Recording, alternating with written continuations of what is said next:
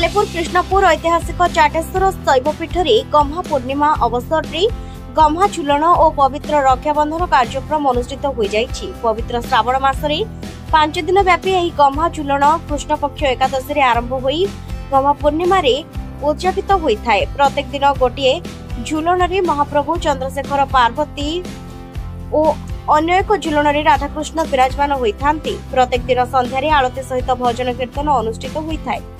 बलभद्रंकर जन्म और पवित्र रक्षाबंधन कार्यक्रम सहित महाप्रभुंकर गम्हा झुलन आदि उद्यापित हो जाइछि।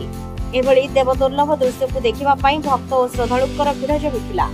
झुलन मंडप रे महाप्रभु को दर्शन करी सानिध्य लाभ करिसंती भक्त और श्रद्धालु। नमस्कार, मु सस्मिता जेना आम घर ये मो शाशुर प्रति वर्ष आसू ये झुलन यात्रा देखापी। आउ झुलन यात्रा 5 दिन व्यापी हुए। आज हूँ शेष दिन। आम प्रति वर्ष 5 दिन जाक आसू देखापी ठाकुर को। आ ठाकुर कृपा बहुत आठू आखपाखु सब बहु भक्तर बहुत समागम हुए ये। आज बहुत भल लगुच। आम छुआ पिला नहीं आसू ये देखू आ प्रसाद पाइकी घर जीवु। दास प्रभु चाटेश्वर पूजक ओम नमः शिवाय हरिहराय नमः। चाटेश्वर अपार कृपा आमर झुलन यात्रा प्रतिवर्ष श्रावण मास एकादशी तिथि आरंभ हो शुभ पूर्णिमा समापन करा जाए। राखी बंधन और बलदेव जन्म उद्यापन करा जाए। ये झुलन यात्रा आमर 5 दिन व्यापी रही है।